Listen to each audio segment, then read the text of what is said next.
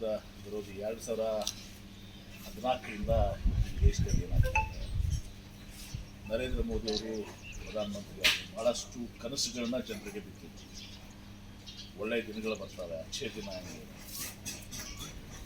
ನಾವು ಅವಾಗ ಹೇಳಿದ್ದು ಪ್ರತಿ ವರ್ಷ 2 ಕೋಟಿ ಉದ್ಯೋಗ ಸೃಷ್ಟಿ ಮಾಡ್ತೀವಿ ಅಂತೇಳಿ. 12 ಕೋಟಿ ಒಟ್ಟು 12 ವರ್ಷ ಆಯಿತು, 24 ಕೋಟಿ ಉದ್ಯೋಗ ಸೃಷ್ಟಿ ಆಗಿತ್ತು. ಉದ್ಯೋಗ ಸೃಷ್ಟಿ ಆಗಿಲ್ಲ. ಯುವಕರು ಭಾಳ ಹತಾಶರಾಗಿದ್ದಾರೆ, ನೋವನ್ನಲ್ಲ. ಇದ್ದಂಥ ಉದ್ಯೋಗಗಳು ಕೂಡ ಅವರ ತಪ್ಪು ಆರ್ಥಿಕ ನೀತಿ, ಏನು ಮನಮೋಹನ್ ಸಿಂಗ್ ಅವರಿದ್ದಾಗ ಏನೋ ಒಂದು ಬಲಿಷ್ಠವಾದಂಥ ಆರ್ಥಿಕ ನೀತಿಯನ್ನು ಇಡೀ ವಿಶ್ವದಲ್ಲೇ ಹೆಮ್ಮೆ ಪಡುವಂಥ ಆರ್ಥಿಕ ನೀತಿಯನ್ನು ಸಹ ಪ್ರಾರಂಭ ಆಗಿದ್ದು ನರಸಿಂಹರಾವ್ ಜೊತೆಗೆ. ಈಗ ನಂತರ ಅವರ ಮುಖ್ಯ ಸಚಿವರಾಗಿ ಮತ್ತೆ ಪ್ರಧಾನಮಂತ್ರಿ ಆದಮೇಲೆ ಸಂಪೂರ್ಣವಾಗಿ ಜಾಗತಿಕ ಮಟ್ಟದಲ್ಲಿ ಒಂದು ಅತಿ ಬಲಿಷ್ಠವಾದಂಥ ಎಲ್ಲರೂ ಹೆಮ್ಮೆ ಪಡುವಂಥ ಆರ್ಥಿಕ ವ್ಯವಸ್ಥೆ ಅದೆಲ್ಲವನ್ನು ಕೂಡ ಸರ್ವನಾಶ ಮಾಡಿದೆ.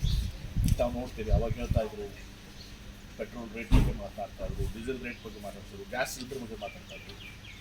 ಇವತ್ತು 65 ರೂಪಾಯಿ ಪೆಟ್ರೋಲ್ ಇದ್ದದಕ್ಕೆ 110. ಈಗ ಅದನ್ನು ಎಥನಾಲ್ ಮಿಕ್ಸ್ ಮಾಡ್ತಾ ಇದ್ದಾರೆ. ಅದು ಅವೈಜ್ಞಾನಿಕ. 1 ಲೀಟ್ರ್ ಎಥನಾಲ್ ಪ್ರೊಡ್ಯೂಸ್ ಮಾಡಬೇಕಂದ್ರೆ ಎಷ್ಟು ನೀರು ಹೋಗ್ತದೆ ಅನ್ನೋದು ನಿಮ್ಗೆ ಗೊತ್ತಿರಬೇಕಿಲ್ಲ.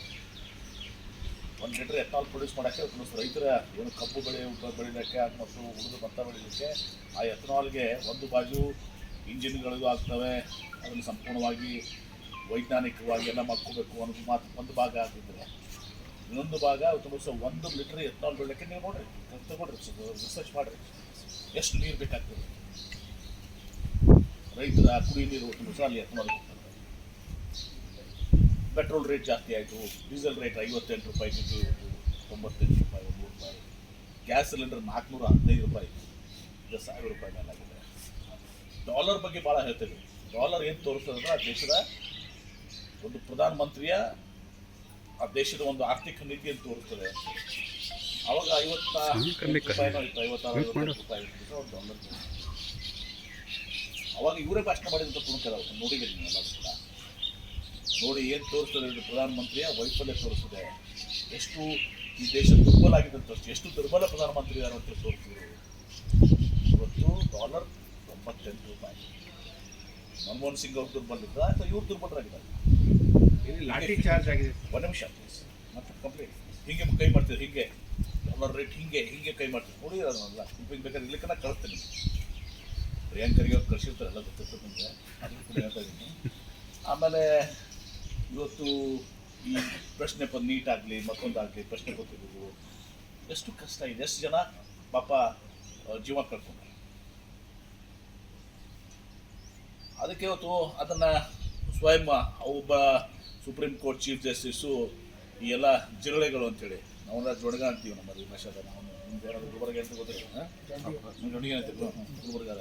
ನಮ್ಮದು ಉತ್ತರ ಕರ್ನಾಟಕ ಮತ್ತು ಕಲ್ಯಾಣ ಕರ್ನಾಟಕ ಫರ್ಕ್ ಆಗ್ತದೆ ಭಾಷೆ.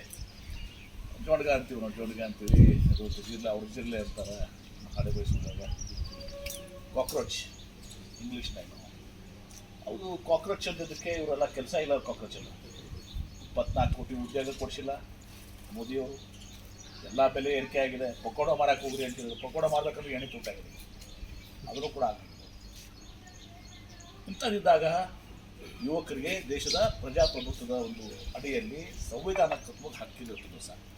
ಅವರು ಈ ಕ್ವಶನ್ ಪೇಪರ್ ಲೀಕ್ ಆಗಿದ್ದು ಇಷ್ಟೆಲ್ಲ ದೊಡ್ಡ ಪ್ರಮಾಣದಲ್ಲಾಗಿದೆ. ಅನೇಕ ಜನ ಪ್ರಾಣ ಕಳ್ಕೊಂಡಿದ್ದಾರೆ, ಅನೇಕ ಜನ ಭವಿಷ್ಯ ಹಾಳಾಗಿದೆ ಇವತ್ತು ಸರ್. ಅಂಥದ್ದಿದ್ದಾಗ ಒಬ್ಬ ಎಜುಕೇಷನ್ ಮಿನಿಸ್ಟರ್ ಧರ್ಮೇಂದ್ರ ಪ್ರಧಾನ್ ಅವ್ರನ್ನ ರಾಜೀನಾಮೆ ಕೊಡಿಸ್ಲಿಕ್ಕೆ ಅಥವಾ ಪ್ರಧಾನಮಂತ್ರಿಗಳು ಅದ್ರ ಬಗ್ಗೆ ಸ್ಟೇಟ್ಮೆಂಟ್ಸ್ ಅದಕ್ಕೆ ಮಾಡ್ತಾ ಇರೋದು. ಈಗ ಹೇಳ್ತಾರೆ ಯಾರೋ ಇನ್ನೊಬ್ಬರು ಮಂತ್ರಿ ಪ್ರಧಾನಮಂತ್ರಿಗಳು ವಿಷಾದ ವ್ಯಕ್ತಪಡಿಸಿದ್ದಾರೆ, ಸರಿಯಲ್ಲ ಅಂತ ಹೇಳ್ತಾ ಇದ್ದಾರೆ. ಅವರದಲ್ಲ, ಅವ್ರ ಪರವಾಗಿ ಇವ್ರು ಹೇಳ್ತಾ ಇದ್ದಾರೆ.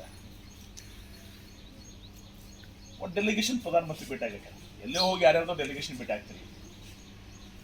ವರ್ಷನಾಗ ನೀವು 13 ತಿಂಗಳು 12 ತಿಂಗಳು ಇರ್ತವೆ. 13 ತಿಂಗಳು ವಿದೇಶನಾಗ ಇರ್ತಾರೆ ನಮ್ಮ ಪ್ರಧಾನಮಂತ್ರಿಗಳು.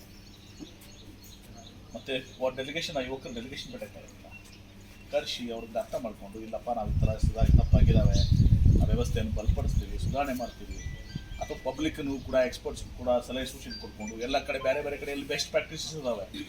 ನಮ್ಮಲ್ಲಿ ಕರ್ನಾಟಕ ಎಕ್ಸಾಮಿನೇಷನ್ ಅಥಾರಿಟಿ ಇದಲ್ಲ, CET ಮಾಡ್ತಾರಲ್ಲ, ಎಷ್ಟು ಚೆನ್ನಾಗಿತ್ತು ವ್ಯವಸ್ಥೆ. ಏನಾದರೂ ಇವತ್ತು ಇನ್ಸಿಡೆಂಟ್ ಆಗಿದಾವ ಇದಲ್ಲಿ